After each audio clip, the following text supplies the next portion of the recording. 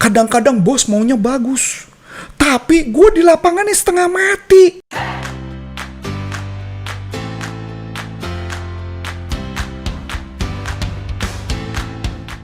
Halo Sobat Sales dimanapun Anda berada, jumpa lagi dengan saya Melani dalam YouTube channel Coach Antonius Arif yang membahas tentang selling dan marketing.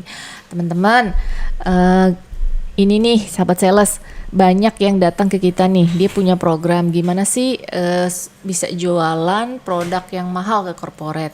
Nah, kita pengen tahu nih gimana ya komentar dari Coach Arifnya. Oke, sebelum kita simak lebih jauh, yuk kita lihat yang melihat berikut ini ya. Sebelum Anda lanjut nonton video ini, silakan Anda subscribe, like, dan share kepada teman-teman Anda sehingga channel ini bisa bertumbuh. Halo Sobat Sales dimanapun Anda berada, jumpa lagi dengan saya Melani dan saat ini sudah ada bersama dengan saya Coach Antonius Arif. Halo Coach. Halo. Gimana tahun barunya Coach? Tahun baru sempat pergi ke Manado dan abis itu meeting di Lembang ya bersama seluruh tim, dan tim kita selama 2 malam 3 hari kita bikin mabok semua ya. Kita seru bikin ya? mabok ya, seru. Saking serunya mereka mabok karena mereka jadi kerja semua ya. Bikin planning buat target gitu ya. Iya. Tapi ada yang seneng karena kerjanya makan dulu ada. Ya fun lah ya. Iya. Oke, Coach gini nih, pengen tahu nih sahabat sales nih, banyak yang mau tahu gimana sih caranya jual produk mahal tuh ya ke customer, terutama ke corporate. Nah, jadi ini panjang nih Bu. Ini kalau berarti dia B2B. Ini kalau saya ngajar ini ya, ini bisa 2 hari Bu. Bahkan bisa sampai 4 hari nih ngajar nih. Wah, kalau gitu tinggal nanti diundang aja gitu. Iya, Coach, betul lah ya. Jadi gini, contoh yang pertama sebenarnya kalau kita ke corporate, yang pertama sih ada beberapa hal yang kita harus pikirkan ya.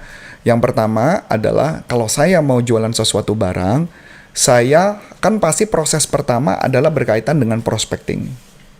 Betul dong? Kalau prospecting berarti tahap pertama adalah kita harus menentukan customer siapa yang kita targetkan. Prospecting. Nah, jadi ketika kita anggaplah kita sudah tentukan bahwa kita mau ngejar perusahaan A. Berarti tahap berikutnya apa? Kita mengkontak mereka supaya mereka mau ketemu sama kita. Meetingnya mau pakai online atau mau pakai offline, itu urusan nanti. Yang penting adalah kontak. Setelah itu, kita tentukan, kalau saya nyebutnya namanya basic. Basic, Bu. Jadi kalau mau ketemu orang basic, konsepnya, ada juga yang konsep-konsep lain, ada yang cuma pakai tiga sudut pandang. Misalkan, contoh nih ya Bu, kalau mereka pakai sudut pandang, yang pertama adalah mereka sebut namanya, orang tersebut adalah buyer gitu ya. Ada yang kedua mereka sebut namanya adalah orang yang mengalami rasa sakit gitu. Ada yang ketiga mereka sebut adalah yang pemberi informasi. Ada yang kayak gitu. Jadi cuma 3 sudut. Ada yang pakai gitu. Nah, kalau saya pakai pendekatan adalah basic, yang paling gampang. Basic adalah B adalah buyer. Buyer adalah si pembeli yang bayar. Pembeli itu biasa kalau di perusahaan siapa, Bu? Purchasing, finance, atau bosnya. Ya Bu ya. Yang B. Yang kedua adalah amplify. Amplify adalah orang yang paling menderita kalau permasalahannya tidak diselesaikan. Siapa orang yang paling menderita? Biasanya adalah pengguna. Kalau purchasing nggak pernah jadi pengguna. Bos nggak pernah jadi pengguna. Yang menjadi pengguna adalah si amplify. Saya ambil contoh yang paling sederhana. Contoh ya, sederhana aja deh. Misalkan kita kan rekam ini pakai kamera. Anggaplah kamera ini sudah usang, tapi salesnya berusaha jualan sama saya. Saya yang punya duit, atau Bu Ana yang punya duit, kan gitu ya. Dia coba bujuk ke saya, kita kan ngomong apa? Nggak mau, kita udah punya kamera. Betul nggak Bu? Buat apa beli kamera lagi? Kamera udah cukup. Tapi kalau dia ngonteknya ke Adi yang sebagai operatornya, kemungkinan beli nggak? Ada. Kenapa? Karena Adi bilang gini, Di, selama ini gimana pakai kamera? Aduh, kameranya tuh udah jelek, udah kuno. Kadang-kadang bos maunya bagus, tapi gue di lapangannya setengah mati. Nah, berarti Adi menjadi amplify, betul nggak? Betul? Betul. Jadi amplify, betul ya? Ya. Nah, pertanyaannya, kalau dia langsung orang jualannya ke saya, pasti ditolak dong. Kalau orang jualan ke Bona pasti ditolak dong. Ya, karena kita nggak tahu di lapangannya. Kita nggak tahu di lapangannya, tapi dia ngomong ke Adi. Terus Adi bilang, Ya problemnya ini. Nah gini gua punya produk bagus. Ntar dulu, masalahnya bos gua belum tentu mau. Bos gua pelit banget. Nggak mau, pokoknya gitu. Bisa aja dong.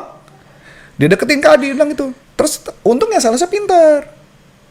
Pinternya kenapa? Nanti akan saya jelaskan. Ya, tapi udah jelas dulu nih. Jadi dia harus ngomong sama si Adi dulu nih. Pokoknya Adi menganggap sampai, iya nih masuk akal nih. Nah, jadi nanti metodenya apa? Nanti akan saya jelaskan. Kemudian abis itu S. S itu adalah seeker. Seeker adalah tukang yang cari informasi. Cari informasi. Kadang di perusahaan ada, kadang nggak ada. Kadang-kadang kalau perusahaan ada, artinya apa? Misalkan, kamera kita udah tua nih. Boleh dong cari informasi? Nah, itu seeker. Kayak contoh-contoh. Saya ada nyuruh karyawan kita untuk cari komputer baru. Dia cari dong. Itu seeker. Sampai sekarang komputer saya beli? Kagak, gua nggak beli. Kenapa? Karena belum ada urgentnya. Nah, beda kalau misalkan yang datang ke saya adalah orang yang urgent. Kan saya cuma nyuruh nyari. Sebelum Anda lanjut nonton video ini, silakan Anda subscribe, like, dan share kepada teman-teman Anda sehingga channel ini bisa bertumbuh. Cari, saya beli? Kagak. Sampai kapan? Sampai udah urgent. Adi udah paham maksudnya apa tuh? Artinya sampai ada orang terdesak. Kalau orang itu nggak terdesak, nggak mungkin gue beli. Betul dong? Nah, jadi artinya itu. Kemudian adalah I. I adalah influence. Ketika dalam perusahaan, siapa yang mempengaruhi keputusan? Kita harus cari tahu. Misal contoh ya. Kalau kita di kantor nih, kira-kira siapa yang bisa mempengaruhi kita? Yang bisa mempengaruhi keputusan? Misal contoh, Adi ngedeketin Pak Hengki gitu kan ya? Atau Adi deketin Karin kemudian ngomong sama kita. Nah itu adalah influence yang bisa mempengaruhi keputusan. Sales kadang-kadang kagak. Sales cuma capek-capek sama seeker. Contoh, saya nyuruh cari komputer, salesnya nanya. Terus nanya ke Pak Hengki, misalkan seekernya suruh timnya Pak Hengki, nyari. Kemudian salesnya ngejar-ngejar timnya Pak Hengki. Pasti sama gue gak bakal beli itu. Pasti dimentok. Kenapa? Orang saya belum butuh. Tapi kalau misalkan dia ngejarnya amplify, kemudian dia hubungin si influence, kemudian salesnya pinter, dari amplify tolong dikenalin siapa influence yang ngomong sama kita jadi berbeda loh. Masuk akal nggak, Bana? Nah, tuh Adi mangut-mangut tuh. Wah, Adi udah punya susun rencana nih. Dia nyusun rencana nih buat kita nih. Bahaya nih. Ini metode ini sebenarnya harusnya Adi nggak boleh denger ini gitu ya. Yang terakhir adalah C. C adalah coach. Coach itu artinya siapa? Orang dalam yang bisa ngebimbing salesnya gimana caranya biar closing. Nah, jadi sales itu harus punya konsep yang namanya basic tadi, Bu Ana. Jadi dengan basic tadi dia mencari pembeli yang tepat dulu. Selesai, itu dulu yang mau saya bicarakan. Oke. Ini kalau dibicarakan kan 2 hari kan, Coach? Oh, 2 hari. Berarti kan nanti sisanya pelatihan aja. Pelatihan. Ya. Nah, terus sekarang pertanyaan, gimana cara kita ngedeketin corporate-nya? Kan belum nih, Bu. Nah, berarti cara ngedeketin corporate-nya apa yang harus kita lakukan? Pertama, kita harus membuat skrip untuk menelepon si Amplify. Nah, skrip nelfon Amplify berarti apa, Bu? Ibu, kita harus nyusun nih skrip nih. Yang supaya ketika nelfon, skrip itu dibaca, diomongin sama si Amplify, ya bener tuh, itu problem gua itu. Kadang-kadang sales tidak melakukan itu. Sales main telepon aja, sembarangan. Yang ditelepon purchasing lagi. Padahal cari si Amplify-nya siapa. Dia telepon. Nah, skripnya seperti apa? Nah, skrip tadi konsepnya sederhana, Bu. Konsepnya adalah bikin kalimat statement pertama kalau pakai Aika atau Aida, attention itu adalah tentang kepusingan Adi.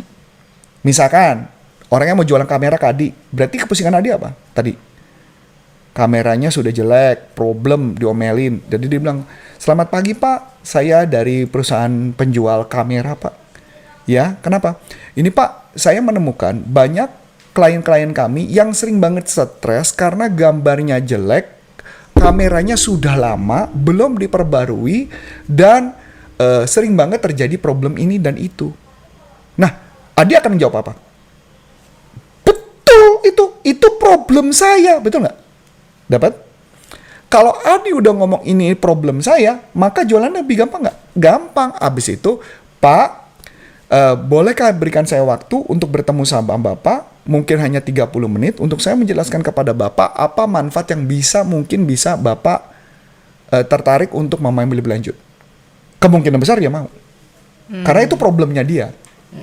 Ya tapi jangan kasih tahu solusinya. Kadang-kadang di telepon ngasih tahu solusinya adalah, langsung tahu dia jawabannya. Jangan. Meeting dong sama Adi. Itu tugas yang pertama. Sudah ya? Yang kedua, setelah meeting sama Adi, kemudian apa yang harus dilakukan? Gali kebutuhan atau gali uncover need. Berarti yang tahap 2, Bu, dari prospecting uncover need, Bu. Berarti menemukan apa real problemnya si Mas Adi berkaitan dengan kamera. Kalau sudah, kita kemudian uncover need. Nah, uncover need tekniknya gampang apa, Bu? Gampang, pakai teknik spin aja. Spin. Situasi, problem, implikasi, need, payoff. Contoh spin. Spin ya, S yang pertama. Mas Adi boleh ceritain ke saya nggak? Apa yang Mas Adi alami sekarang? Dia cerita dong. Iya Mas, saya itu pakai kamera, begini begitu. Udah berapa lama dan sebagainya. Kemudian problem apa yang Mas hadapi? Iya, kadang lagi rekaman, ada problem, ada masalah, belum ini, belum itu problem. Dapat dong? Setelah problem, implikasi. Nah ini yang mau tadi saya ngomongin. Emang dampaknya apa Mas kalau buat Mas kalau nggak dirubah? Kalau Mas nggak mengubah situasinya? Ya ampun, kerjaan saya harusnya bisa rekaman 10. Gitu ya saya. Rekamannya jadi cuma 2. Terus udah gitu bos saya minta KPI. Saya kan nggak capai target dong kalau kayak gitu. Kira-kira kalau mama solusinya bisa diselesaikan, need payoff. Kira-kira dampaknya apa? Oh dicerita, dampaknya berarti kerjaan saya lebih gini. Oke. Kemudian apa yang dilakukan? Setelah spin, buatlah proposal. Bikin meeting lagi. Nah, ketika meeting lagi, maka apa yang dilakukan? Diaturlah meeting supaya, bener nggak problem Mas Adi gini? Betul, setuju.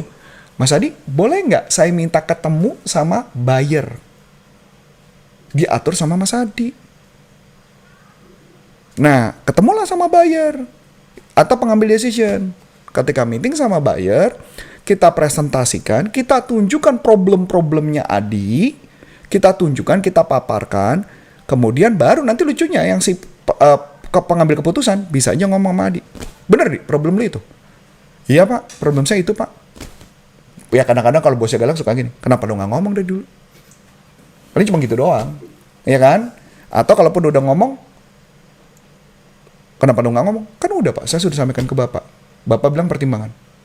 Oh iya. Nah kan gitu kan mesti kan? Jadi itu adalah, jadi dia ada kesadaran. Nah setelah sudah, barulah kita hajar, kasih tahu rugi, untung dan ruginya kalau dia tidak berubah. Nah, maka apa yang terjadi? Penjualan barang mahal menjadi tidak rentan, Bu. Walaupun nanti ke purchasing tetap akan memberikan, dia akan mencari yang paling murah. Tapi makanya oleh sebab itu, problemnya Mas Adi harus hanya bisa dijawab oleh si sales itu atau perusahaan itu. Kalau nggak bisa dijawab oleh sales itu atau problem itu, maka Adi nggak bisa closing. Jadi cara jualannya gimana? Cara jualannya begitu Bu Anda. Oke. Dan masih banyak lagi belum tentang mengatasi keberatan dan sebagainya. Tapi konsep-konsep pada prinsipnya itu sih. Prinsipnya. Jadi jual barang mahal banyak ya. Bisa selama amplify yang dicari. Ya. Oke, sahabat sales, kalau sahabat sales punya pertanyaan seputar topik kita kali ini, boleh langsung dilayangkan ke channel YouTube kita ya. Dan sahabat sales yang mau ikut pelatihan-pelatihan kita kemana nih Coach? Kalau mengundang kami, bisa masuk ke corporalconsulting.com atau Anda bisa masuk ke salesuniversity.id/event. Itu adalah schedule kami, public seminar kami. Kalau mengundang kami juga di situ. Jadi di situ juga ada pelatihan-pelatihan kami lainnya. Kalau Anda juga mau baca lebih lanjut, di deskripsi ini Anda bisa klik nomor telepon di kami di sana. Ada nomor telepon pelatihan dan Anda bisa mengundang kami untuk menganalisa apa problem para tim sales Anda dan kami bisa memberikan solusi yang terbaik. Dan kayak tahun lalu kami banyak membantu perusahaan-perusahaan, bahkan mereka cuma dalam waktu 1 bulan omset mereka naik sampai 120% kalau nggak salah seperti itu. Dan bahkan mereka menjadi yang terbaik. Nah ini yang menarik. Jadi mudah-mudahan kita bisa membantu. So akhir kata, saya Coach Antoni Sarif dan Sana Mailani. mengucap baik terima kasih, sukses buat Anda. Sampai jumpa, salam performan. Bye-bye.